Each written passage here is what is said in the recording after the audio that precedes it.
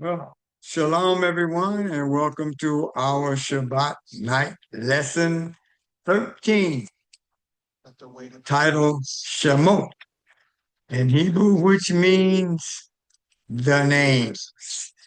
And so we're going to have an exciting time in our lesson on tonight.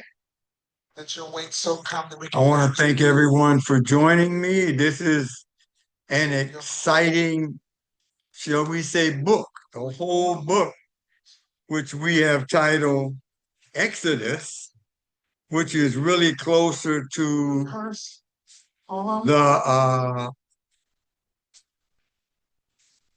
Latin Exodus, which came about because of translating the book into the Greek and Latin languages. They decided, let me turn this down. Let me turn that off. All right, so now let me search. I got a late start today, so I didn't have my normal time of music. So anyway, I got that squared away now. One more thing. Power off. Okay. So in any case, in the translation, it was changed from, in Hebrew, it's always the first words, somewhere in the first verse of that particular book is the word for the book. And so that's why in Hebrew it's called Shemot, which basically means the names, which we find in the first verse of our lesson in this book. However, in deciding what they were going to title all of these lessons, this is the first case, it was Bereshit, and it comes up into the English Genesis because of what is interpreted for this particular book to have. But in the Hebrew understanding, that scroll or those scrolls that were sewn together would have the title of the first words of the first, what we call verse in that book. And so, or scroll. And so there weren't any chapters or verses.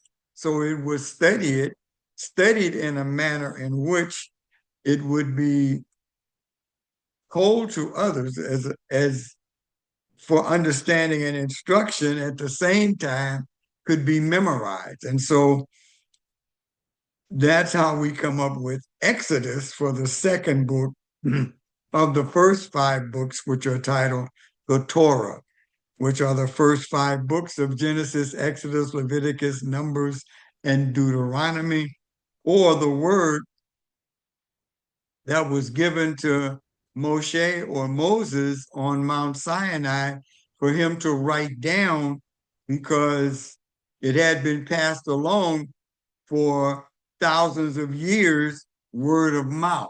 And we've studied that as we went through Bereshit.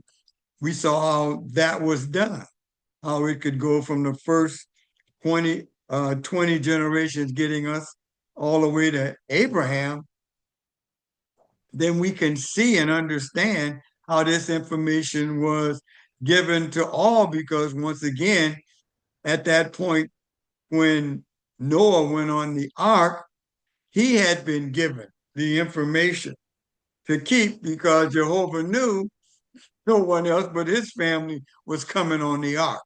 After the ark, then Noah gave it to his sons, of which Shem became the priestly line of the family of Noah.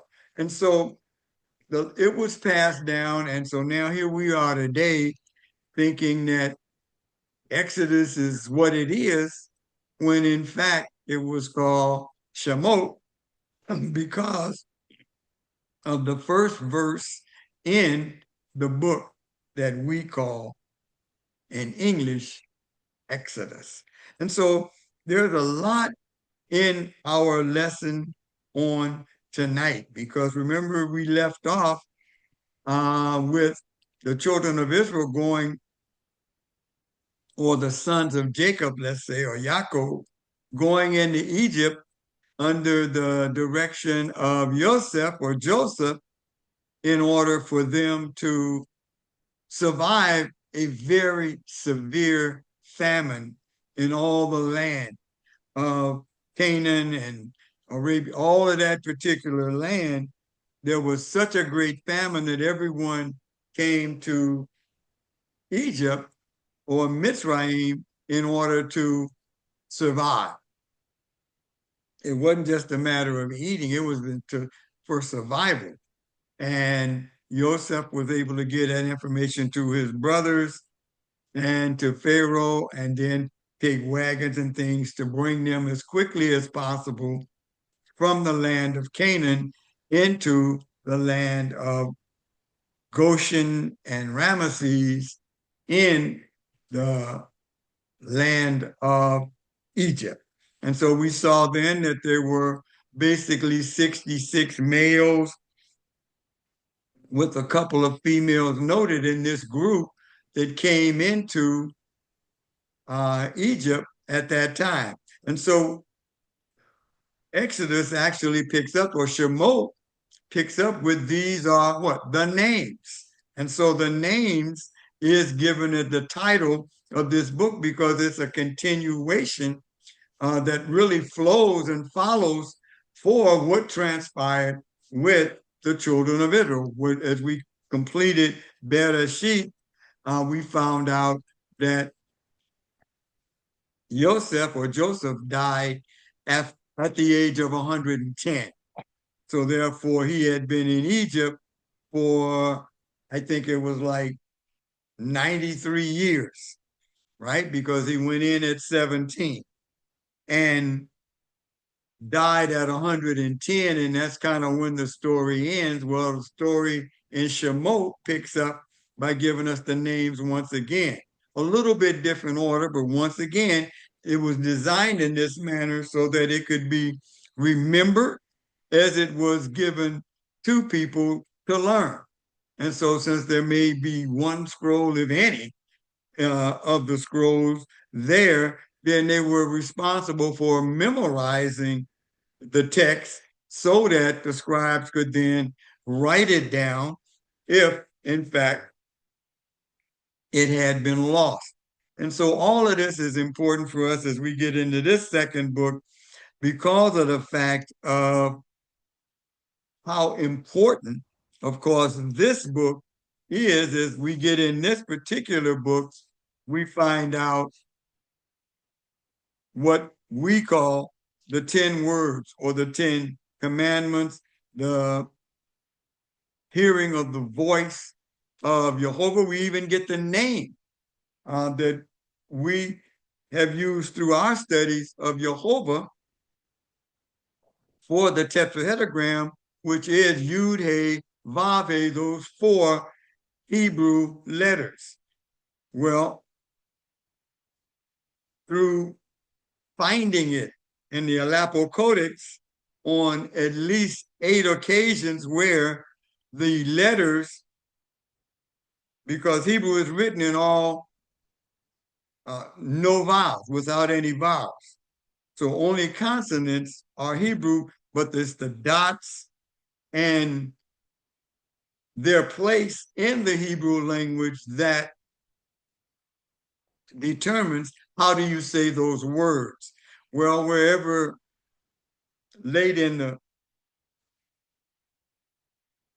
3rd and 4th century, they began to, because of the persecution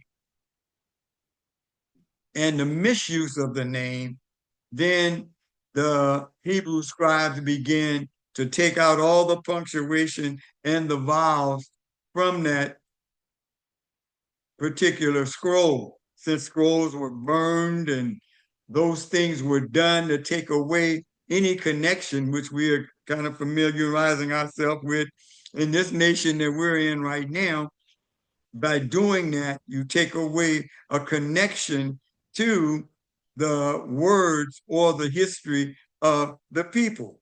And so we can see right now in this nation, there is an attempt to eliminate anything from Black history that would conflict with two reasons. Anything that would conflict with what the European version of the scriptures are. The European version of history in this nation is.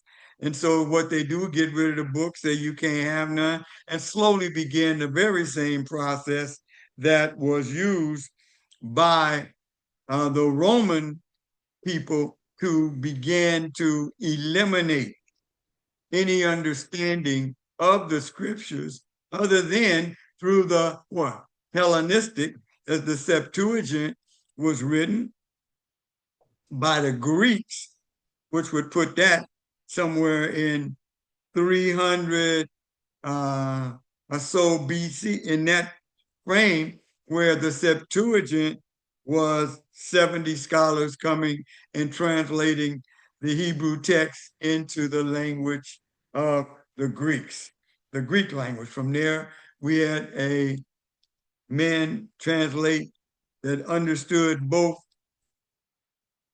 Greek and Latin and had it. That's where we got the Latin Vulgate. So all of that kind of helps us to see and basically maybe understand some of the things that are happening to African American people in this nation on the day, because it's always been that way.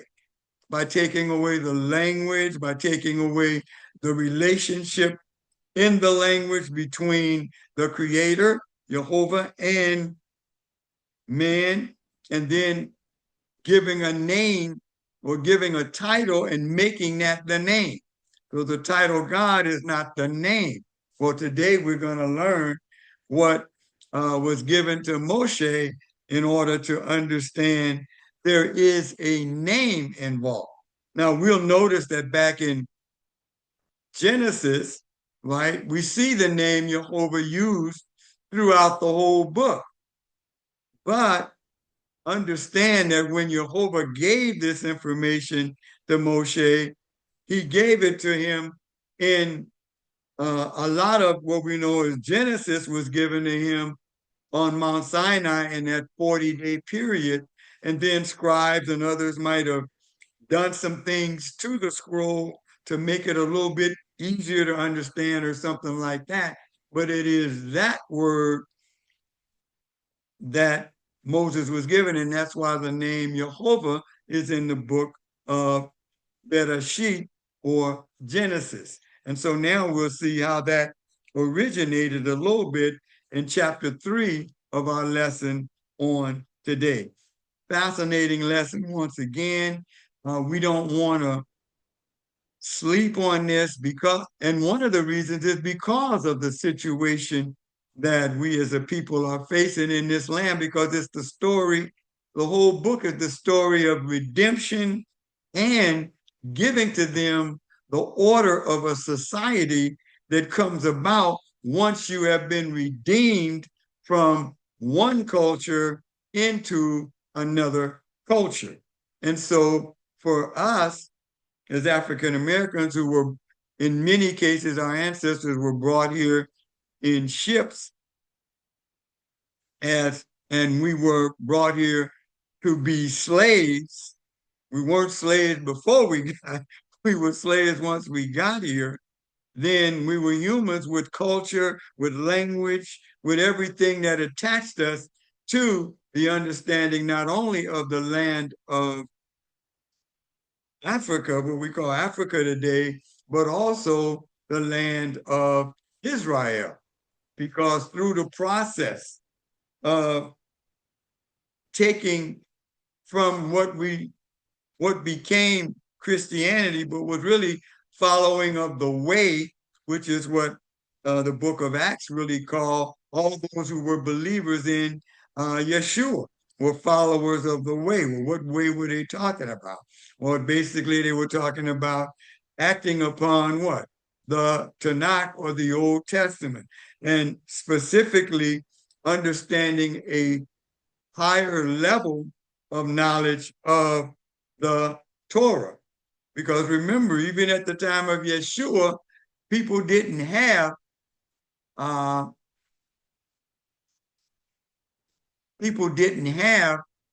anything but the Tanakh. And the foundation of the Tanakh, in which all the other writings and prophetical utterances were done, was the first 5 books. So that's why we study that and try to understand that, because it helps us become grounded in understanding what we say, where do we go from here? Well, when you want to understand where we go from here, then you have to go back to a foundation of understanding whereby we can then understand what it is we should be doing. And that's what the whole attempt to understand the Hebrew language and the translation that we have is primarily an English translation, but it's also not just that, but it comes from a Hellenistic or Greek, since they were able to eliminate most of, if not all of, the scrolls, the Torah scrolls that were around, other than what they were later found in the land of Israel in a cave called Qumran, in the land of Qumran. So it's important that we understand what it is we are endeavoring to do with our Torah studies, because we've just completed 12 new classes or 12 new lessons of Torah study with a little bit more insight into it, which is what you get each year you go through it. Doesn't mean don't read anything else, but it says you should have this foundation. Why? Because without a foundation, you really can't build a structure.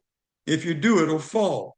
So you need a foundation to get understanding into what it is that will tell you who you are, whose you are, and then how you can transfer that information to your children. So mostly what we've had up until the point that we awakened with the Torah in the manner in which we can learn from it is we basically been Hellenistic centered in our understanding of the scriptures, but nothing is further from the truth. It is not a Hellenistic book. It is a book of Hebrew that was made by and written by Moshe, Black people, for Black people. And we get that from the understanding of the book of Bereshit, where we get into the generations. Because if everyone on the earth today is a descendant of Noah, then we understand through genetics and other information in the text itself that Noah would have been a man of dark skin.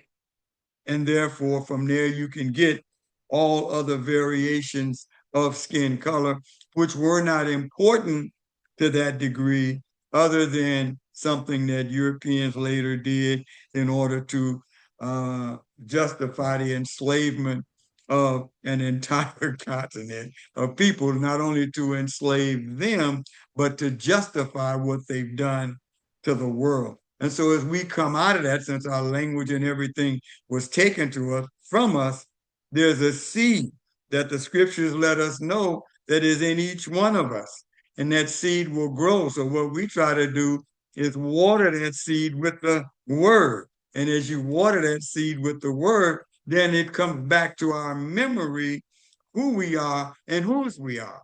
And so that's what we're understanding and discovering as we go through our Torah study for today. So with that, we're going to get, I probably took up 20 minutes. Yeah.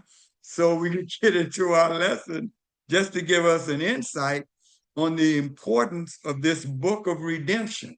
Because whether we have fully learned that or not, it was the process of redemption that African Americans used to justify taking off the shackles of slavery and we acquainting ourselves with who we are and whose we are. And it's been a long process. And so as we try to figure out where do we go from here, then we should look at the scriptures. And if you understand that they're all shades of black, and therefore all we need to do is understand who we are and whose we are, and that will bring about what the whole story of redemption is designed to do.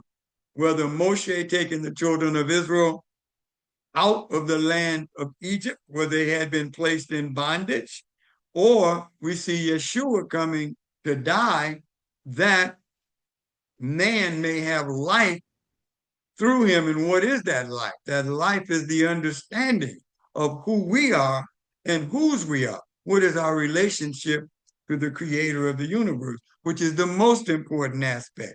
And everything from the Hellenistic frame of view, which is primarily centered on the outward man, is nullified as we learn that it's all about what? What the scriptures continue to say about the heart, or what's inside, that should determine what comes outside. As long as it's inside, it's yours. But once it comes out, it belongs to the world.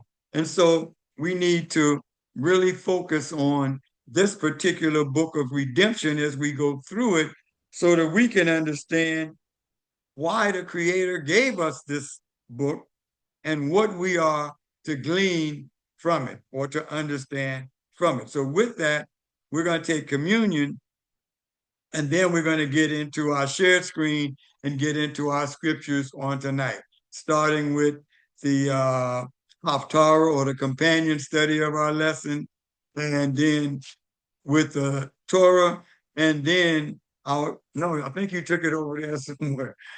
I'm talking to my wife. And the study of the Brit Hadasha, which is what we call the New Testament study, our New Testament study in the book of Hebrews. So with that, we're going to pray and then take our communion on tonight, or break bread in the name of Yeshua HaMashiach. All right. Heavenly Father, we bless you for this day. This is the day you have made. We rejoice. We are glad in it. We thank you for every opportunity that comes before us where we can study your word, studying to show ourselves approved, workmen not ashamed of our hire, rightly dividing the words of truth.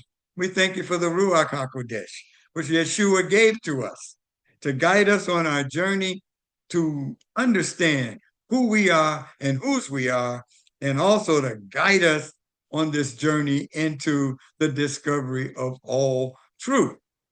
For Yeshua said, my words are spirit and they are life, and I am the truth and the life. And so we thank you for this opportunity to study. We open our hearts to receive all that the Ruach HaKodesh, the Holy Spirit, will give to each one of us as we study this word on tonight.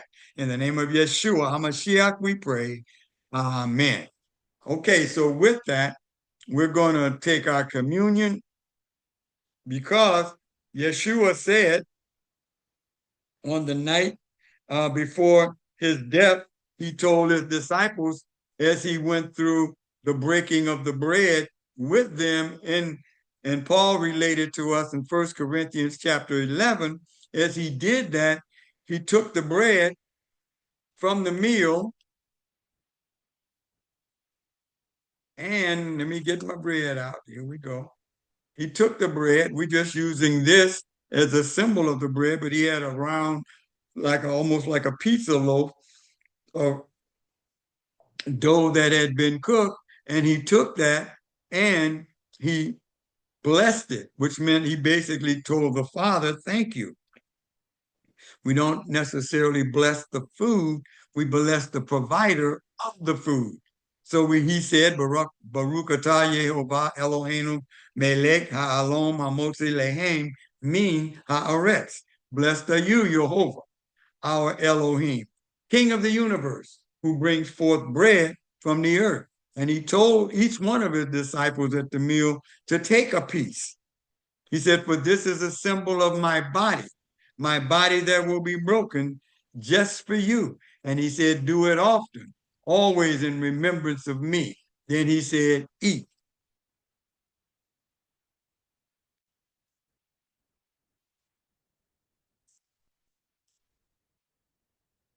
Then he took a cup.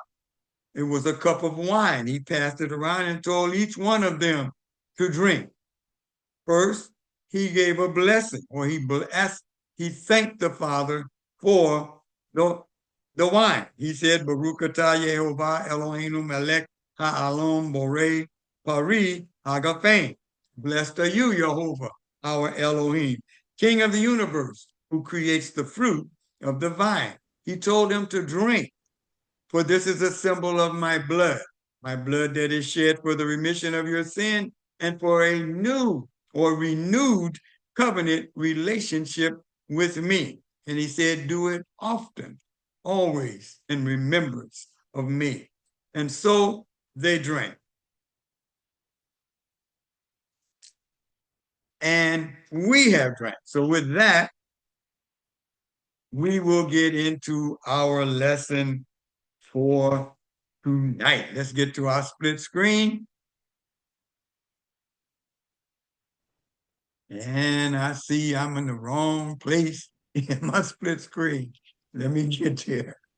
All right, so let me move our little picture out of the way so that I can, in fact, get to our slideshow presentation and begin our lesson for tonight. I've taken up enough introductory time, so let's get right into our Haftarah. Remember, the word Haftarah means like companion or companion study, a place to see where information was utilized and given through the prophets or through the words of the writings to the children of Israel, for which we have, according to Romans and what Shaul taught, we have been grafted into. And so with that, we're going to get into our Haftarah tonight, which will be in the book of Isaiah the prophet. So it's Isaiah chapter 27 and verse 6 all the way to 28, verse 13. I've skipped some of those verses because for the sake of time. But in essence, the same thing of our lesson for today, the names and connecting what? The children of Israel with the plight that has come upon them and their what? Redemption from that plight. So with that, let's get into Haftarah of Isaiah chapter 27, verse 6, all the way to 28:13. And it reads, the time is coming when Yaakov will take root. Israel will bud and flower. Remember, Yaakov was called Israel and given that name by Jehovah as he struggled to find out who he is. He said, and fill the whole world with a harvest.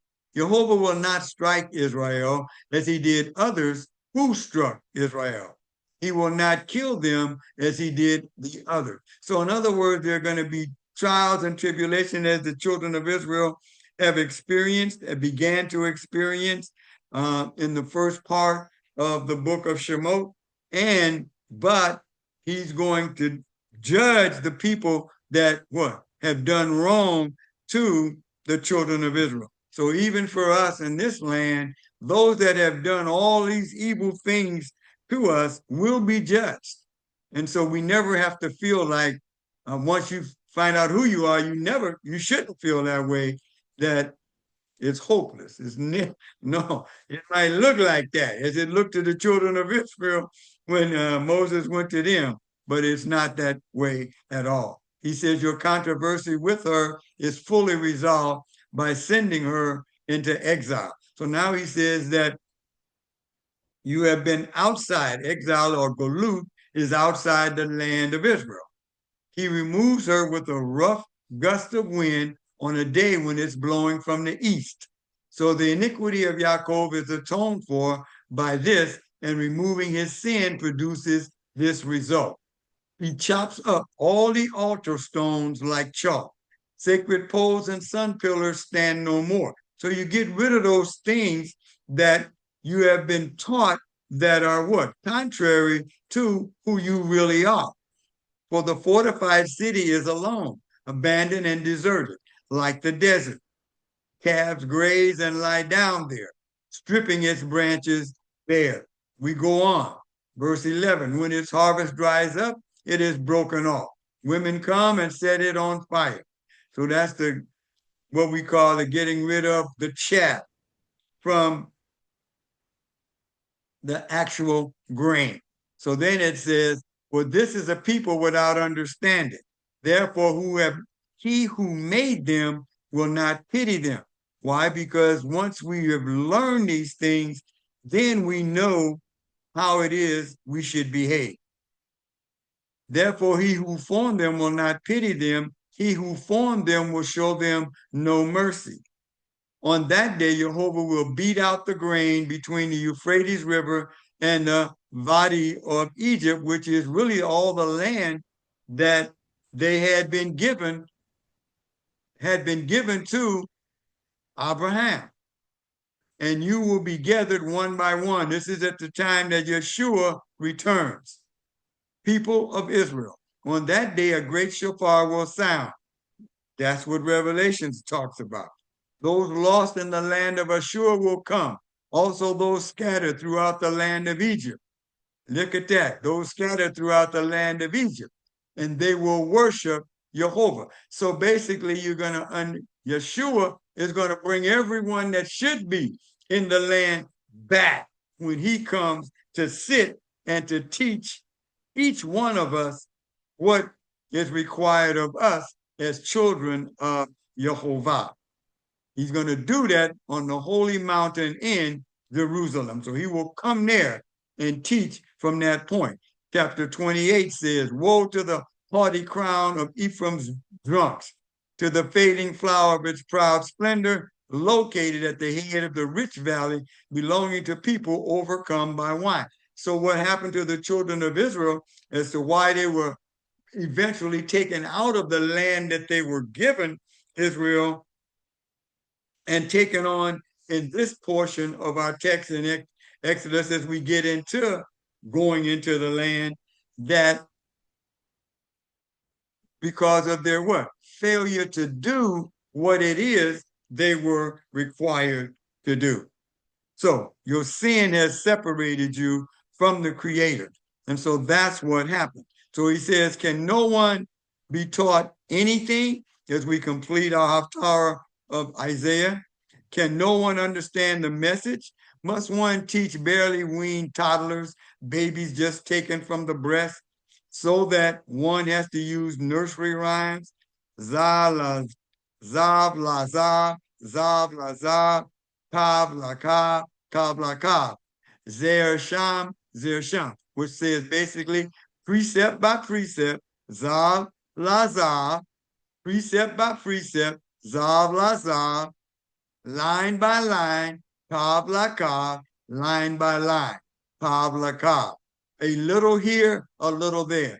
Zaim sham, zair sham. Then we go. So verse 11 says, as we conclude, so with stammering lips and a foreign accent, Jehovah will speak to his people. He once told his people, it's time to rest. The exhausted can rest. Now you can relax. But they wouldn't listen. That's why it's even important for us to understand the thru Sabbath, because that was given as a sign to those grafted into, or those children of Israel, as a connection between us and the Creator. So now the word of Jehovah for them comes precept by precept, precept by precept, line by line, line by line, a little here and a little there. We went over the Hebrew for that. So that when they walk, they stumble backwards and are broken, trapped, and captured because of our failure to what? Acknowledge the word, which since we've been taught incorrectly, sometimes that becomes difficult, but we do acknowledge the word.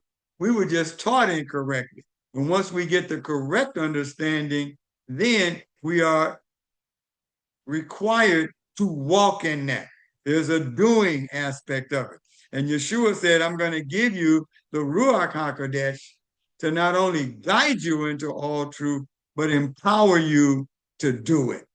So the same aspect that we're talking about, this redemptive plan of the Creator that is exemplified in this book of Shemot or Exodus, and will be once again done in the millennium when Yeshua comes to rule and reign over the earth.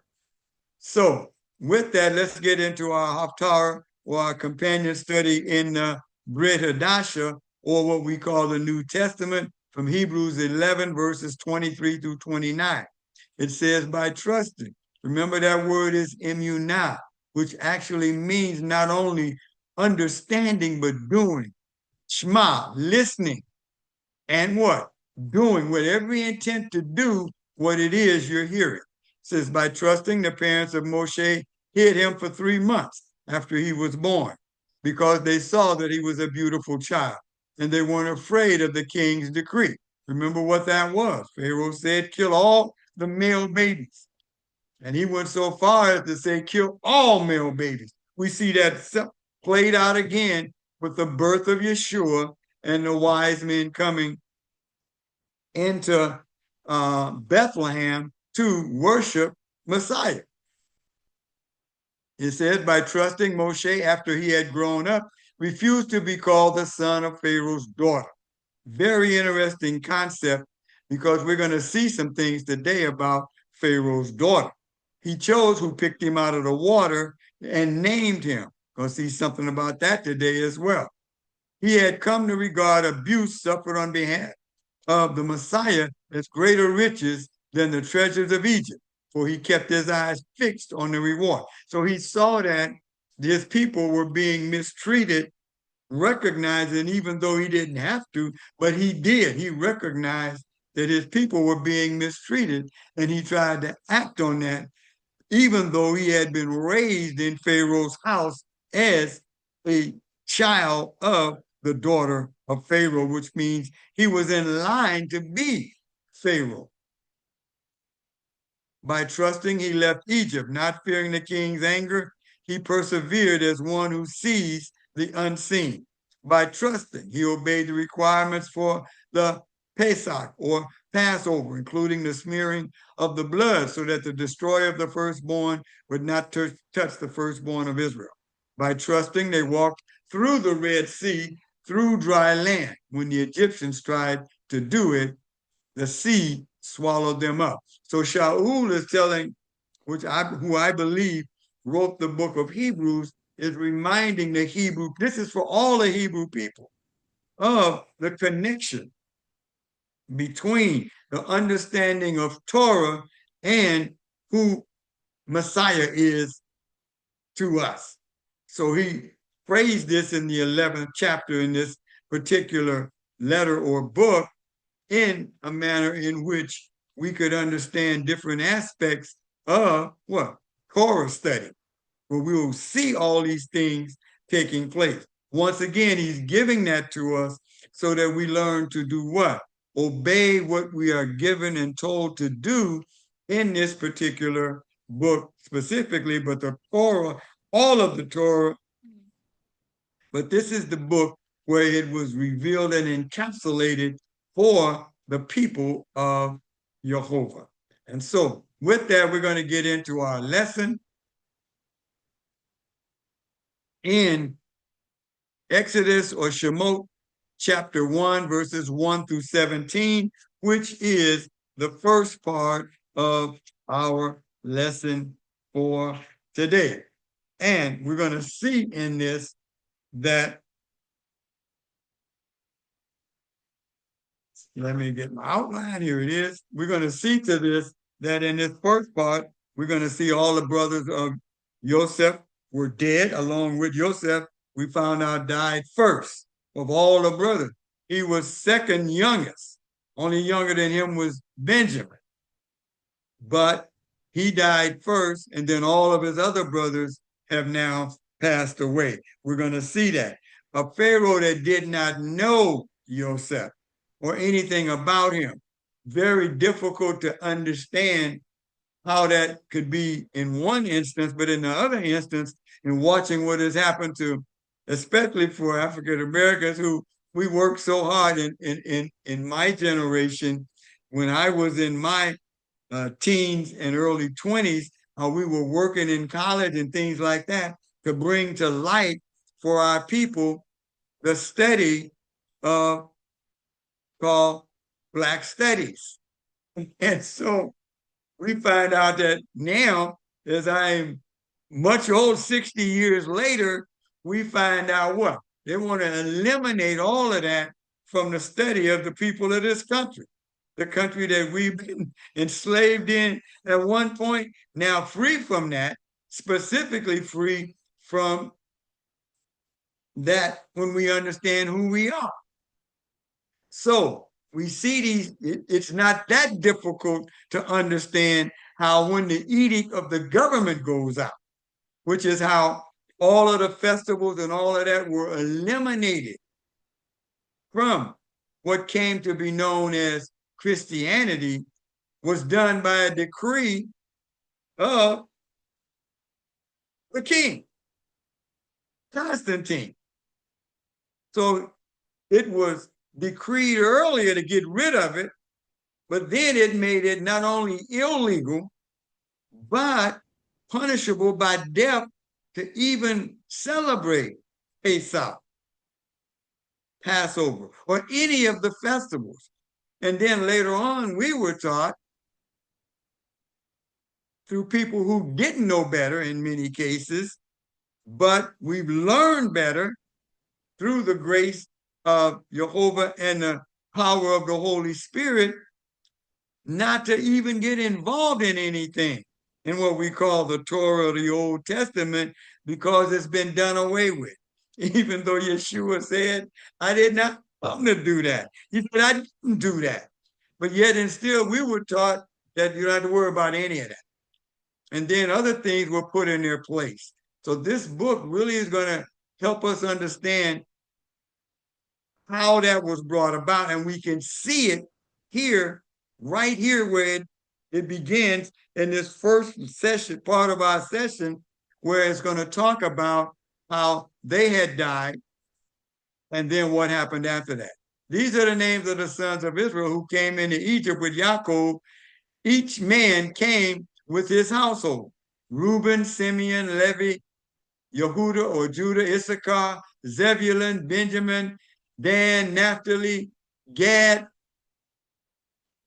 and Joseph, and Asher. All told, there were 70 descendants of Yaakov. Joseph was already in Egypt.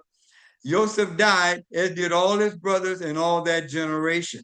We're going to see this transport. So during this period, they were doing study, because remember, they were isolated in Egypt. Even though they were free to do whatever they wanted, Joseph had arranged it so that they were in this most fertile part of the land, and they could do what? Study Torah, because they were all by themselves, whereas the Egyptians didn't like shepherds. And so therefore, they were kind of shunned, but that helped them to do what? Be Israelites or children of Israel.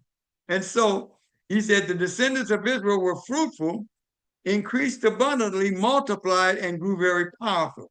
The land became filled with them because Jehovah was prospering them for what? The next phase of the journey. So verse 11 says, so they put slave masters over them to oppress them and with forced labor.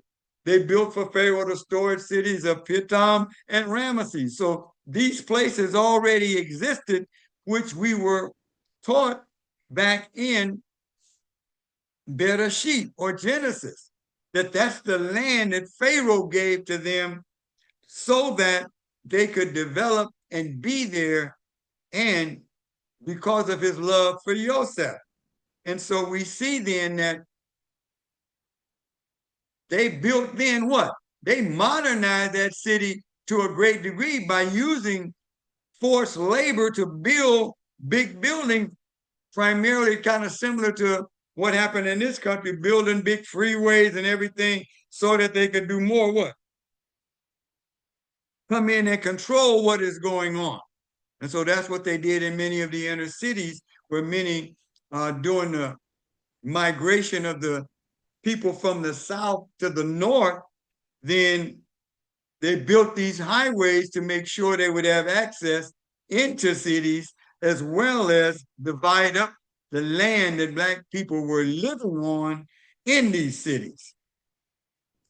But the more the Egyptians oppressed them, the more they multiplied and expanded, until the Egyptians came to dread the people of Israel and worked them relentlessly, making their lives bitter with hard labor, digging clay, making bricks, all kinds of field work.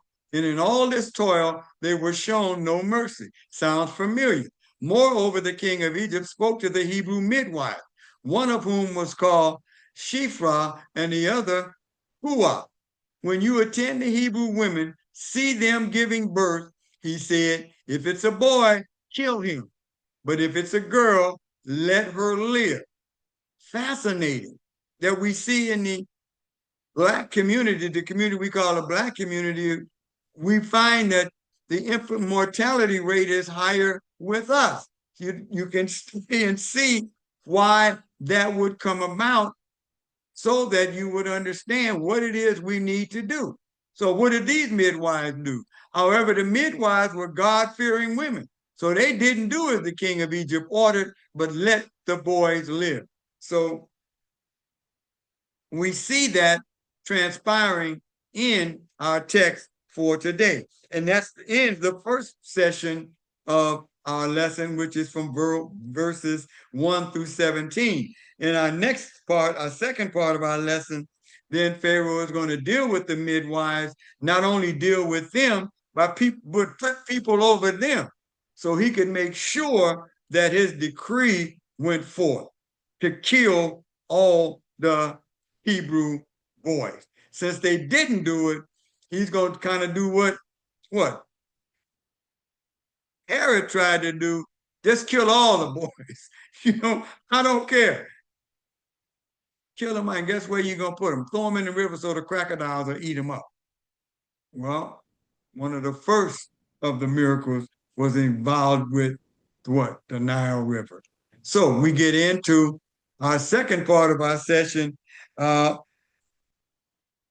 Pharaoh gonna really lose his mind and go and do something that was against his own people. So the king of Egypt served the midwives and asked them, why have you done this and let the boys live? The midwives answered Pharaoh, it's because the Hebrew women aren't like the Egyptian women. We've heard that in this land that we're in. They go into labor and give birth before the midwife arrives. All right, so one of the things they did to African people, even though they were raping and pillaging our women, was to make certain that they treated them in such a manner that many of the babies became what? Died in childbirth, but those that didn't, because the women wouldn't kill their children, even though they've been raped by the slave owner, they continue to what? Survive. Indeed, because the midwives feared Elohim, he made them founders of families. And so we see even today where the whole concept of this nation that we live in is basically to what? Mess up the family. Mess up the family. And one way of doing that is the same thing they tried to do in this book, is to destroy the males. Therefore, you can set an order in the females. However, same problem. They fear, women fear God, and therefore they become what? Family heads if necessary to make sure that the people survive. Then Pharaoh gave this order to all his people. Every boy that is born, throw in the river, but let all the girls live. So now he done really lost his mind. He gonna just kill all males, which is what happens when you start on a path of negativity. It compounds itself and gets worse and worse and worse. And we're seeing that in this day that we're living in right now. A man from the family of Levi took a woman, also descended from the Levi, as his wife. So, in other words, from the son or the descendants of Levi, this man and decided, even though if he had a son, you're supposed to kill it, he was going to have children with his wife, and they did. When she conceived and had a son, upon seeing that what a fine child he was, she hid him for 3 months. When she could no longer hide him, she took a papyrus basket, coated it with clay and tar, put the child in it, and placed it among the reeds on the riverbank. His sister, this is Miriam. Miriam stood at it, and she's the oldest of the children of Levi, his wife, his children of this man and his wife. We're going to get the name of his wife a little bit later. When she could no longer hide them, she took a basket and put it. His sister, verse 4, stood at a distance to see what would happen to him. The daughter of Pharaoh came down to bathe in the river while her maids and attendants walked along the riverside. Spotting the basket, remember this whole basket, this papyrus basket is called an ark. Same thing that we see where the ark saved and preserved life. The ark is going to save and preserve this man who is going to bring light into the world by teaching his people what Jehovah says to them about freedom. We go on. She came down to bathe in the river, and her maids walked along the shore. Spotting the basket among the weeds, she sent her slave girl to get it. She opened it and looked inside, and there in front of her was a crying baby boy. Moved with pity, she said, "This must be one of the Hebrew children." How does she know that? Well, most believe it's because he was already circumcised, something that they did in Egypt, but not at that age. They did that at the age of becoming an adult. At this point, his sister said to Pharaoh, which is Miriam, said to Pharaoh's daughter, "Would you like me?" So she's a servant to Pharaoh's daughter. She said, "Would you like me to go and find you one of the Hebrew women to nurse the baby for you?" Pharaoh's daughter answered, "Yes, go." So the girl went and called the boy's own mother. Pharaoh's daughter told her, "Take this child," Moses' mother, "take this child away and nurse it for me, and I will pay you for doing it." So the woman took the child and nursed it. Then, when the child had grown some, she brought him to Pharaoh's daughter, and she began to raise him as her own son. No matter what pictures you see and what depictions, a child was usually weaned at the age of 2.5, anywhere from 2 to 3 years old, depending upon their growth spurt and how they physically grew. And so I've seen depictions of it as you go and search the internet. This young man, a young boy, 8, 9, 10, 11 years old. No, he would be somewhere between 2 and 3.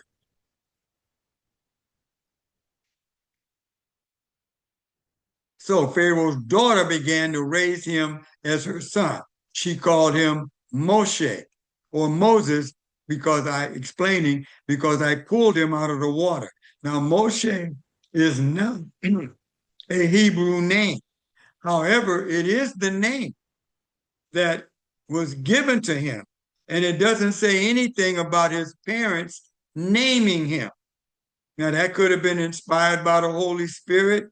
We would think that's probably what happened, because in 3 months he was supposed to get his name on the 8th day with his circumcision. So the fact that this is the name that even the Creator called him helps us understand that no matter what our name is, we can change our name and do all that. The Creator understands who we are. So when he gets to the bush, he's going to say Moshe. And he didn't call him any other name. And so with that, let's get into the third. Oh, this is something that we got from the book of Jubilees also, which is part of our companion study for this second session. And that is in the 7th week, in the 7th year, in the 47th Jubilee. Remember what that is. The book of Jubilees is taking from Adam and his creation all the way until the point of time of Moshe every 50 years. So when it talks about that, that's why it said in the year 2242 is the year that Joseph died. So that means basically from the time of Adam until the death of Joseph had been 2,242 years. In this 48th Jubilee, the year 2330, this was the time of tribulation on the children of Israel. So this talks about what year this particular time is. Remember, Joseph reigned for 80 years. So if we add 80 to 42, if we go from 42 all the way to 2330, we would have the amount of years that have transpired until this particular time when we're reading in the book of Shemot. And Pharaoh, king of Egypt, issued a command regarding them that they should cast all their male children which were born into the river. And they cast them in for 7 months until the day that thou was born. So now you will see this kind of language, because remember, Jehovah is giving this information to Moshe to write down. So as Moshe is writing it down, he says, oh, this is about the time I was born. All right. So in First Chronicles, I wanted us to see something that's very important. Chapter 4, verses 15 through 18 says, the sons of Caleb, the son of Euphane. Now, Caleb is one of the one of the leaders of the children of Israel under the time of Joshua. Eru, Elah, and Naam, the son of Elah, Kenaz, the sons of Yahalel, Ziph, Ziphah, Tiryah, and Asorel. Now, the sons of Ezra, Yeter, Mered, Epher, and Yelah. These are the sons of Bidya, the daughter of Pharaoh. So obviously she became a convert to the understanding of Jehovah as creator of the universe, even though she was in a place where different things had been instituted to be representations of this creator, including the sun itself. She adhered to the teachings that she learned most likely from Miriam, who was her servant, whom Mered took as his wife. So one of these children took her as one of the descendants of the daughter of Pharaoh. So I wanted you to see that and kind of understanding, once again, what's involved in the story of redemption. As we go on to our third session, we're going to see that Moses was brought back, which we saw a little bit in the second, and then something of what happened to him it picks up his adult life, similarly to what it does with Yeshua. It picks up his life after what? He left Israel going to Egypt because Herod was trying to kill him. He left to go there. And then the next time we hear about him, he's a young lad, probably in his teens, and was back in the land of Israel. And from there you pick up, he's already an adult. So for a period of about 30 years, which is almost the period that we're talking about here, from the time Moshe was brought back to Bittiah, the daughter of Pharaoh, to, in fact, an adult. Because we know that when he left, we're going to find out he was 40. One day when Moshe was a grown man, he went out to visit his kinsmen, and he watched them struggling at forced labor. He saw an Egyptian strike a Hebrew, one of his kinsmen. He looked this way and that, and when he saw that no one was around, he killed the Egyptian and hid his body in the sand. Now we highlight that because that's very important to understand that Moshe at this time understood something about his purpose in life. And so he wants to go around and institute that purpose in a way in which he felt he was called to do. But he wasn't. But in any case, Jehovah uses that to develop even more what it is that he will bring into existence. So Moses hides the body in the sand. The next day he went out and saw two Hebrew men fighting with each other, to the one in the wrong. So he's already made a judgment that one of them was more wrong than the other. Why are you hitting your companion? That same one retorted, who appointed you ruler and judge over us? Do you intend to kill me the way you killed the Egyptian? So now here he came to save his people, but he realizes this ain't going to go good, because there's a penalty that Pharaoh will institute for anyone killing one of his guards, one of his soldiers. So Moses became frightened. Clearly, he thought the matter has become known. They're going to tell it.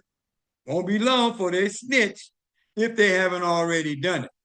It says when Pharaoh heard of it, he tried to have Moshe put to death, but Moshe fled from Pharaoh to live in the land of Midian. There's so many connections here, but we got to go on. He asked his daughters. So in other words, after this takes place, he goes into Midian and sits at a well. Fascinating. Why? Well, the servant of Abraham sitting at a well, right? The wife, Hagar, Abraham, running away, sitting at a well. Then we find out now Jacob met his family, extended family, at a well. And now we get what? Moshe goes into the land of Midian, which is the land of one of the descendants of the daughter of Lot, and he's by a well. And he goes by that well just to refresh himself, feeling he's far enough away now that Pharaoh won't come this far to get me. The daughters come to the well. He doesn't have any sons that we know of, but he sends his daughters to the well to feed the flock. So they have to go into the well, get the water, and put it over in troughs for the sheep to drink. Well, the men shepherds come and run her away. Get out of here. You wait till we get done. And Moshe then handles his business with them and and feeds them. He asked his daughters, meaning Rael, or what we later know his name as Jethro, where is he? He asked his daughters, where this man that made you get finished so quick? Why did you leave the man there? Invite him to have something to eat. They said he was an Egyptian. How did they know that? Something about him that indicated that he was different than a Midianite? That we don't know. Moshe was glad to stay on with the man, and he gave Moshe his daughter Zipporah in marriage. So now this man, we understand, is a priest of the Midianites. And he gonna later convert to being a believer in Jehovah, the God of the children of Israel. She gave birth to a son, and he named him Gershom, foreigner there. For he said, I have been a foreigner in a foreign land. So evidently he didn't, that word foreigner, he took to not involve him in what? Circumcision. Sometime during those many years, the king of Egypt died, but the people of Israel still groaned under the yoke of slavery, and they cried out. And their cry for rescue from slavery came up to Elohim. That means Jehovah is getting ready to move on their behalf. Elohim heard their groaning, and Elohim remembered his covenant with Abraham, Isaac, and Jacob. Elohim saw the people of Israel, and Elohim acknowledged them. So with that, we're going to get into the fourth part of our session, which is going to be chapter 3, verses 1 through 15. And we're going to see in the fourth part of our session that Moshe, now we're going to get into the name and everything else that we learned in this particular study. Now, Moshe was tending the sheep of Yethro, that is that word Jethro or Yethro, his father-in-law, the priest of Midian. Leading the flock to the far side of the desert, he came to the mountain of Elohim, to Horeb. We highlight that because this mountain has many names. One is Horeb, one is Sinai. So we'll see that throughout the scriptures, one of 3 or 4 names for this particular mountain range. It says the angel of Jehovah appeared to him. That's important to understand. The angel of Jehovah, because we learned that this can be construed as the same as, since they are messengers of Jehovah, then it is the same as Jehovah. So it could be one place the angel speaking and the other place Jehovah speaking, because the only thing the angel is going to say is what comes from the mouth of Jehovah, the creator.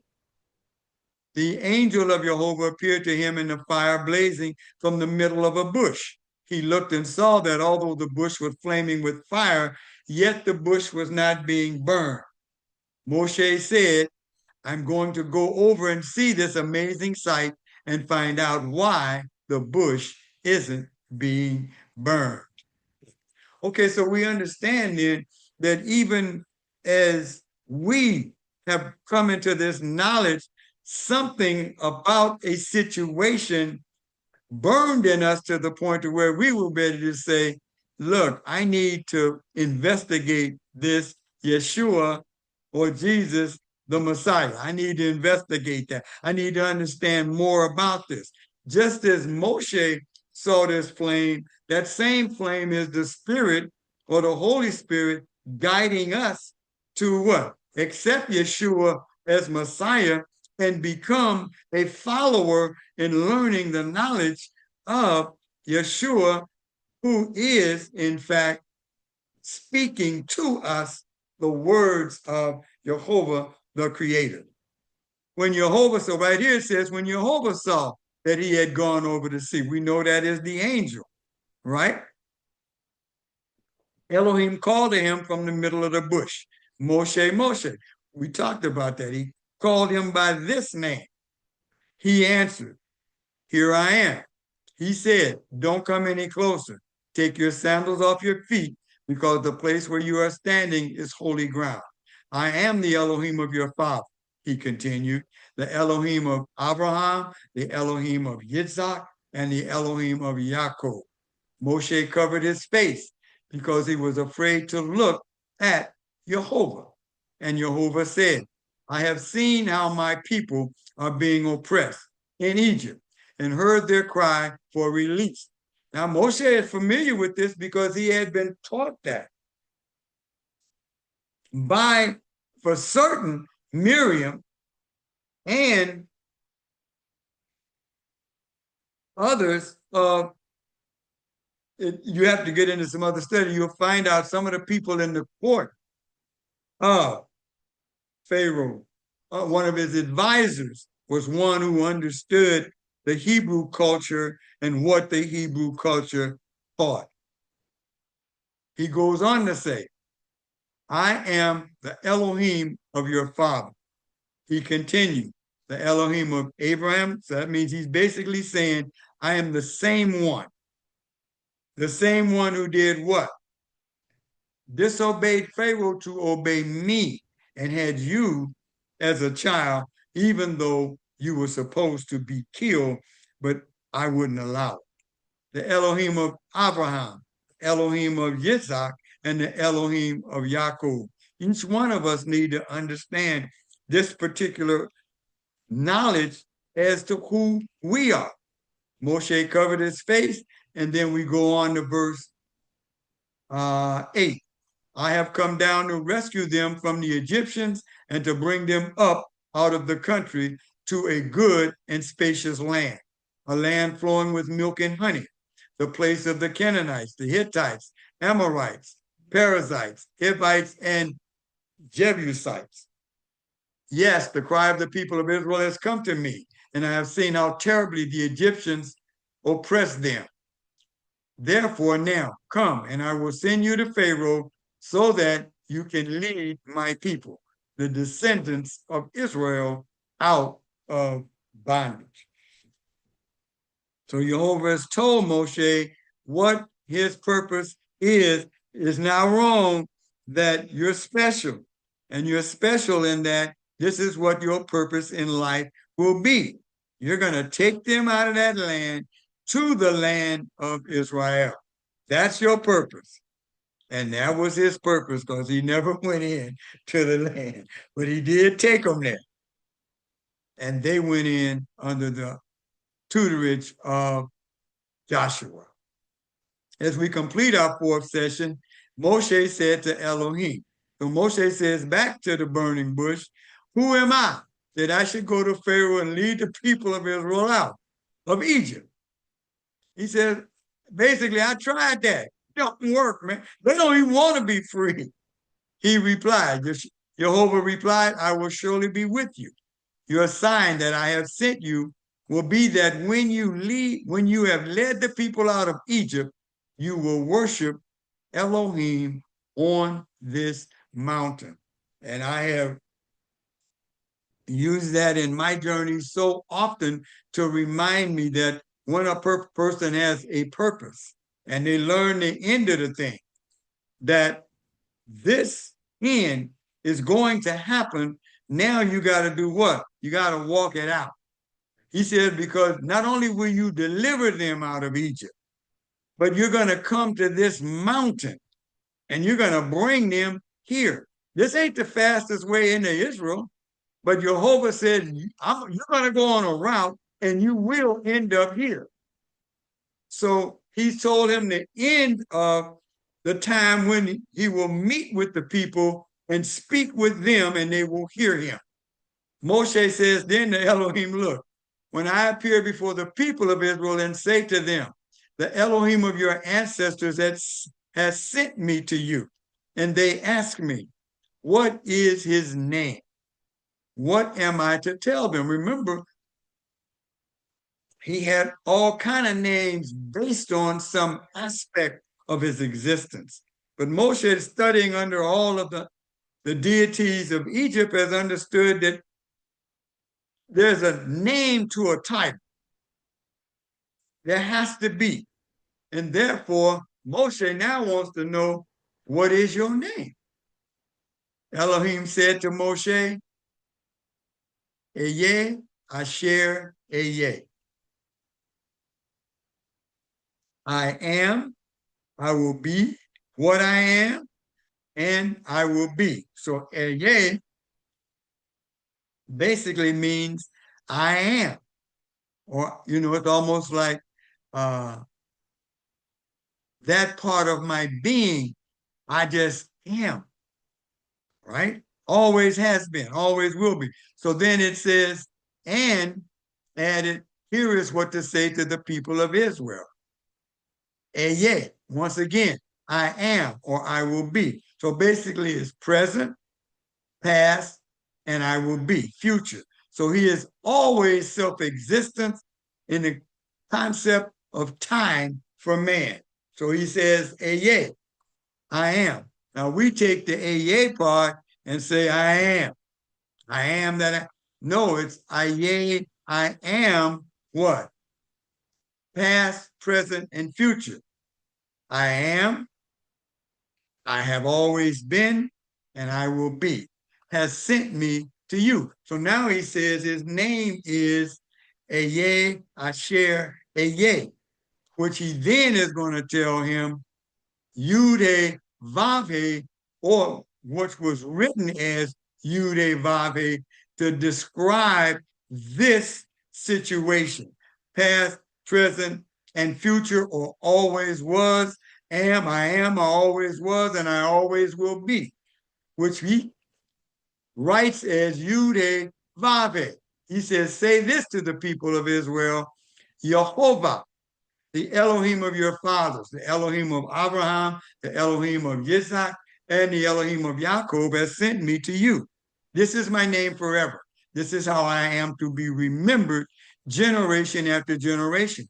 And it was only when the scribes, Hebrew scribes, decided that the persecution that was coming was so great and man was so inclined to mess up that they took the vowel and the sounds around the four letters, Yud, He, Vav, He, which we call Y, H, V, H, and just left that there. And so they would just say Yud, He, Vav, He. Some would try to then say, okay, well, if I got those vowels, what sound do those vowels normally make? And try to come up with a name to understand it because it had been eliminated, not to be used. But at the time of Yeshua, we found out in the Dead Sea Scrolls that that name was known and used, and the markings are there. And so therefore, the name is pronounced Yehovah. And we found out that even in the book that we utilize for the Strong's Concordance says Yehovah, but he spells it Y-A-H-O-V-A-H. And then the Jehovah Witness said Jehovah, but there's no J in Hebrew, so or Greek, and so therefore they just said Jehovah where it should be Yehovah. Now, in the fifth part of our session, we're going to see where Jehovah gave him strict instructions on what to do. Not only to what to do, but how you are to go about doing it, even though the first part of it is to basically say, man, I got to do that now. He said, so he says that as we get to the end of that, then we realize what his name is, and we get to our fifth session where we're going to get into some of the things that transpired later in our text. He says, go gather the leaders of Israel together and say to them, Jehovah, the Elohim of your fathers, the Elohim of, so now you see the name, and that name is going to become important because now a deity has a name, and that was under the concept of what was known at that time. And so therefore, rather than saying El Shaddai or El this, El Elyon or another name, basically he understood that no, this self-existent one is this, Jehovah. He goes on to say, and I have been paying close attention to you and have seen what is being done to you in Egypt. I have said that I will lead you out of the misery of Egypt to the land of the Canaanites, Hittites, Amorites, Perizzites, Hivite, and Yabusi or Jebusites, to a land flowing with milk and honey. They will heed what you say. Then you will come, you and the leaders of Israel, before the king of Egypt, and you will tell him, Jehovah, the Elohim of the Hebrews. So now, once again, why would Moses ask for the name? Because he was inclined to try to understand, who is this? I just can't say this thing, or, this whatever, the mountain person. That ain't what I am known. I'm not known as that any. Now you're going to introduce something that what? Even Pharaoh will understand. He will understand that there is a name to this deity. Now, please let us go 3 days journey into the desert so that we can sacrifice to Jehovah our Elohim. I know that the king of Egypt will not let you leave unless he is forced to do so. This is Jehovah telling Moses, it ain't going to come easy. He says, but I will reach out my hand and strike Egypt with all my wonders that I will do there. After that, he will let you go. Moreover, I will make the Egyptians so well disposed toward this people that when you go, you won't go empty-handed. Rather, all the women will ask their neighbors and house guests for silver, gold, jewelry, and clothing, with which you will dress your own sons and daughters. In this way, you will plunder the Egyptians. So we see then that it's amazing that in every aspect of this lesson so far, the importance of women in the lives of the people is made known.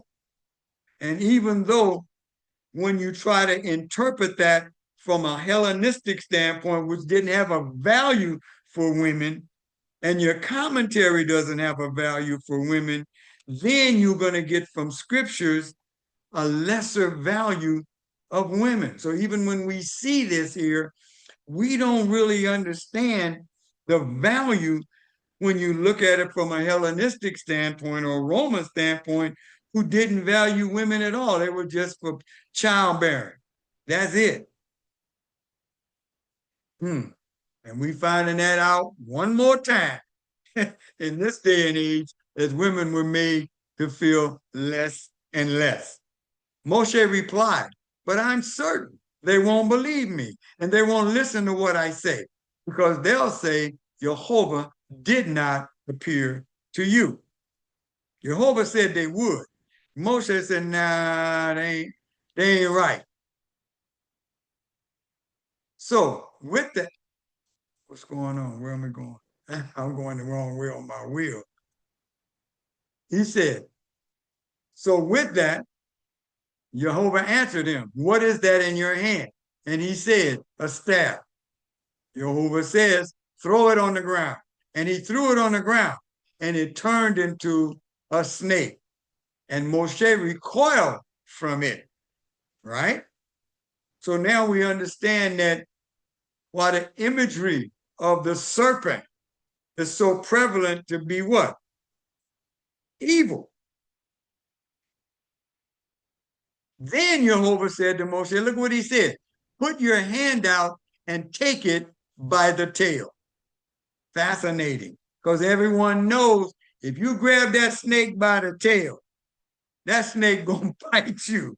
It's gonna get you good. You grab it by the head so it can't strike you. But he tells him, you have power over all the power of the enemy. And he tells you, take it by the tail. He reached out with his hand and took it, and it became a staff in his hand. So now he's understanding a little bit more about this power that he's being given. This is so that they will believe that Jehovah, the Elohim of their fathers, the Elohim of Abraham, the Elohim of Yitzhak, and the Elohim of Yaakov has appeared to you. Furthermore, Jehovah said to him, now put your hand inside your coat. He put his hand, oh my goodness, we got to finish this up. Put his hand in his coat. And when he took it out, it was as healthy. First of all, his hand was white as snow.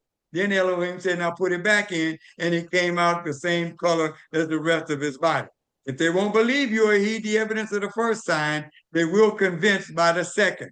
But if they aren't persuaded by 2 or 3 things, let every word be established. He gives him a third sign.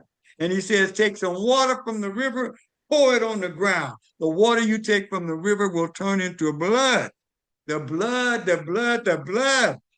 So that's going to be the final sign. They're going to know without a shadow of a doubt because of the blood that you are who you say you are.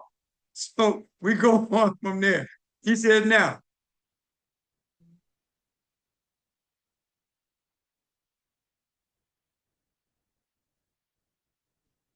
we're going to get into the 6th part of our session. Moshe left, returned to Yithro, his father-in-law, and said to him, I beg you to let me go and return to my kinsmen in Egypt to see if they are still alive. Yithro said to Moshe, go in peace. Jehovah said to Moshe and Midian, go on back to Egypt, because all the men who wanted to kill you are dead. So Moshe took his wife and sons, put them on a donkey, and started out for Egypt. Moshe took Elohim's staff in his hand. Jehovah said to Moshe, when you get back to Egypt, make sure that you do before Pharaoh every one of the wonders I have enabled you to do. Nevertheless, I'm going to make him hard-hearted, and he will refuse to let the people go. We've seen that hard-heartedness in the fact that he would kill his own people.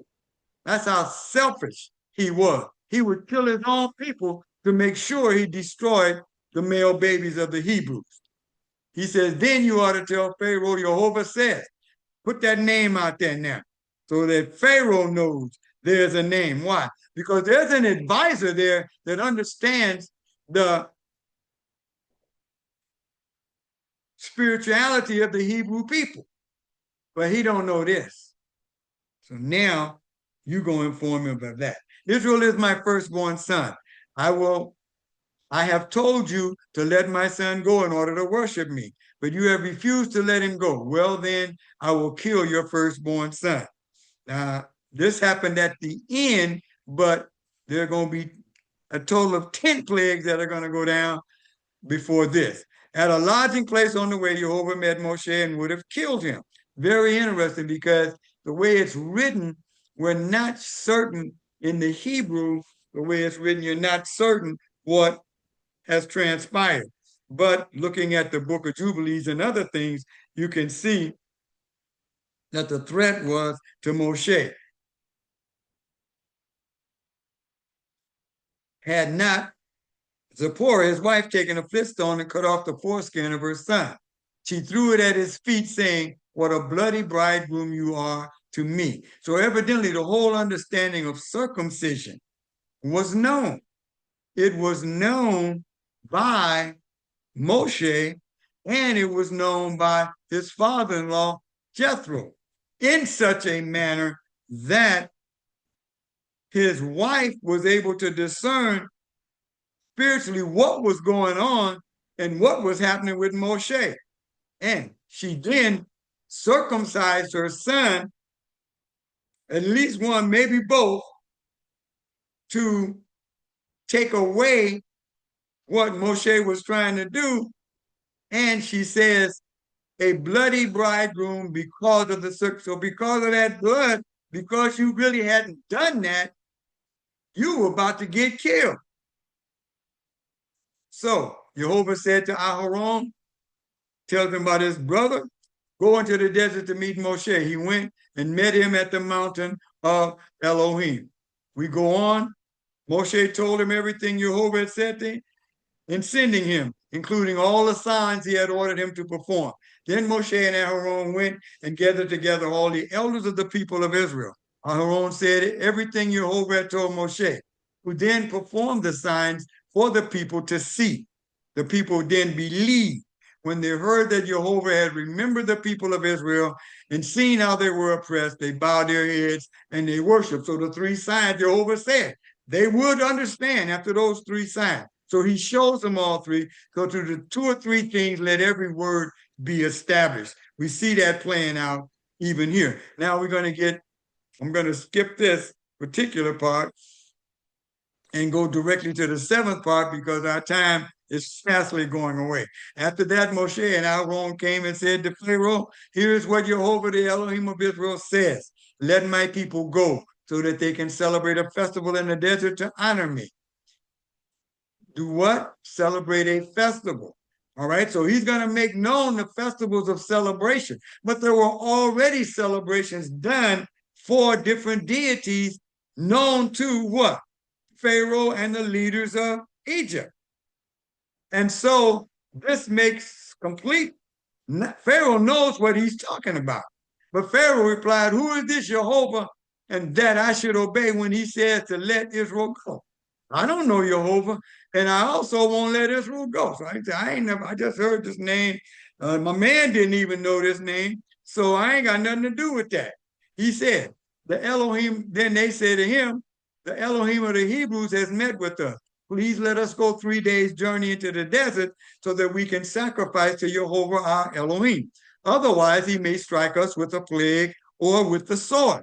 So there was always repercussions when you didn't obey the deity figure. So they said, oh, that might happen to us, which is going to happen to Pharaoh and his people. The king of Egypt answered him, Moshe and Aaron, what do you mean by taking the people away from their work? Get back to your labor. Look, Pharaoh added, the population of the land has grown, yet you are trying to have them stop working.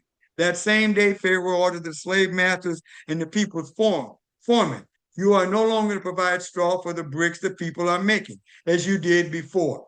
So he goes on, as we're going to conclude our lesson, because you should have read it, and they were told to get on up out of there. As they were leaving Pharaoh, all these leaders, they encountered Moshe after they had gone back, rather, because of the fact that they were getting beat and pleaded to Pharaoh to stop beating us. And because of this particular situation, because we've been doing the best we could. Then they meet Aaron and Moshe on the way back, and they said to them, may Jehovah look at you and judge you accordingly, because you have made us utterly abhorrent in the view of Pharaoh and his servants, and you have put a sword in their hands to kill us.